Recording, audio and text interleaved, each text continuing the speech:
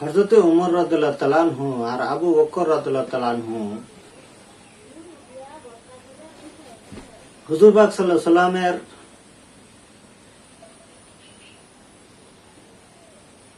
পুরা জীবনের আমলকে সব সময় ফলো করছে এবং এইভাবে আমল করছে। তারা নবীজি যেমনি আমল করছে, যেভাবে আমল করতেন এইভাবে আমল তারা শিখছে দিকে দিকে এবং করছে ওইভাবে।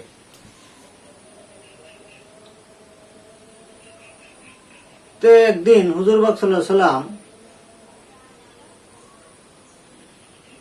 খোলা ময়দানে ফাঁকা এক জায়গাতে উযু করতেছিল। তো হযরত ওমর রাদিয়াল্লাহু তাআলা আনহু আর আবু বকর রাদিয়াল্লাহু তাআলা আনহু দাঁড়ায়া দাঁড়ায়া সম্পূর্ণ উযু করা দেখতেছিল রাসূলের। ঠিক এই সময় হুজুর পাক সাল্লাল্লাহু আলাইহি সাল্লাম উনি তার পায়ের থেকে মোজা খুইলা পাশে রাখছে। ফাঁকা জায়গা তো ময়দান, পাশে রাখছে। রাখিয়া হাইরা উনি উযু করতেছিল। এই সময় দেখে একটি চিল উড়াল দিয়া ফট করিয়া সেই ঠ্যাং দিয়া থাপা দিয়া মোজাটা নিয়ে উড়ে গেলেন। হযরত ওমর রাদিয়াল্লাহু তাআলা আনহু এত পরিমাণ রাগ হইলেন যে আমার রসুলের শরীরে মশামাছি পর্যন্ত বওয়া হারাম, সমস্ত মাখলুকাত আমার নবীকে চিনে, সম্মান দেয়, শ্রদ্ধা করে, ভালোবাসে, আর চিল এই কাজটা কি করলো? আমার নবী এখনই তো উযু শেষ, এটা আবার পায়ে পড়বেন, সেটা নিয়ে গেল গা। উনি এরকম রাগ রাগ হইয়া উপরের দিকে এদিক সেদিক তাকাইতেছে যে যদি চিলটাকে ধরতে পারতাম তাহলে ওরা বুঝাইতাম মজাটা। নবীজি ওযু মজু শেষ, কিছুক্ষণের ভিতরে দেখে চিল উইয়া আবার আইসা মোজাটা ওই জায়গায় রাখতেছে। এই সময় চিলটাকে হযরত ওমর রাদিয়াল্লাহু তাআলা থাপাতে ধরলেন।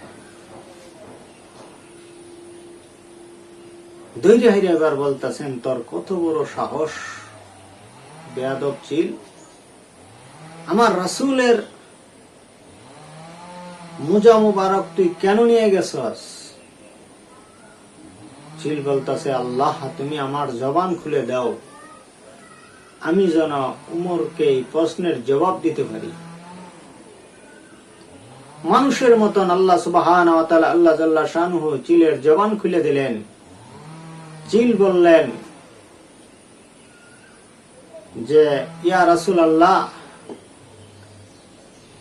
আমি কেন মোজাটা নিছি সেটা আমি বলতাছি, আমার উপরে আপনি রাগ করবেন না, ভুল বুঝবেন না আমাকে। আর বলতেছে, হে উমর,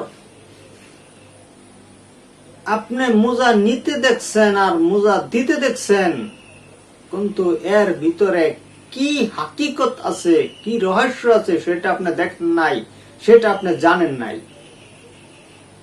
বলে, হ্যাঁ সেটা বল, কেন নিছস? বলল, মোজাটা যখন পায়ের থেকে খুললে এই জায়গায় রাখছে, এই নিচ থেকে এমন একটি সর্ব, এমন একটি সাপ বের হয়ে আইসা আস্তে আস্তে আস্তে আস্তে মোজার ভিতরে ঢুকে পড়ছে। আমি উপর থেকে দেখছি। আমি চিন্তা করলাম আমার রাসূল তো কিছুক্ষণের ভিতরে ওযু শেষ হওয়ার পরেই পায়ে মোজা তখন দিতে যাবে, হয় সাপ অজান্তে দংশন করবে, নয়তো রাসূলের পায়ের তলে সর্ব থাকবে, রাসূল কষ্ট পাবে, এটা হইতে পারে না। এই জন্যে আমি মোজাটাকে নিয়ে যাই হাইরা দূরে পাহাড়ের মধ্যে মোজার থেকে সাপটাকে ঢাইলা ফালাইয়া সাপটাকে হত্যা করছি, মারছি, মাইরা হাইরা এই মোজাটাকে নিয়ে সাগরের মধ্যে নিয়ে ধুইছি, ধুইয়া সামান্য সময় একটু রোদের মধ্যে ধুইরে একটু শুকাইছি, শুকাইয়া মোজাটাকে আবার আমি সুন্দর করে যত্ন করে নিয়ে আইসা দিয়া যাইতেছি। এই সময় আপনি আমাকে থাপা দিয়ে ধরছেন। মূলত এই সাপের কারণে আমি মোজা নিয়ে গেছি, নাইলে নিয়ে যাইতাম না। হযরত ওমর রাদিয়াল্লাহু তাআলা আনহু বললেন, এটি তো আমি জানি না, আমরা জানি না, তুমি তো ভালোই করছো কাজটা। এরপর চিলকে ছেড়ে দেওয়া হলো। সম্মানিত মুসলিম কেরাম, এই কারণেই রাসূল বলছেন, কোন কাপড় চোপড় তোমরা আগেই সরাসরি পিন্দো না, ওটাকে ঝাঁকি দিয়া এরপরে তোমরা ওটা ব্যবহার করো, কেননা ওটার ভিতরে বিষাক্ত পোকামাকড় সাপ লুকায়া থাকতে পারে। নবীর কথা আমাদের মানতে হবে। রাসূল যা বলছেন তাই আমাদের জন্য মানা কল্যাণ, না মানলেই আমাদের জন্য কল্যাণ। কিছু সময়ের জন্য দেখেন মোজা রাখছে, অল্প সময়ে যদি রাসূলের মোজাতে সাপ ঢুকতে পারে, জানার পরেও সাপে যে এটা নবীর মোজা, এরপরেও ভিতরে ঢুকছে না, আপনি আমি কি? আপনি আমার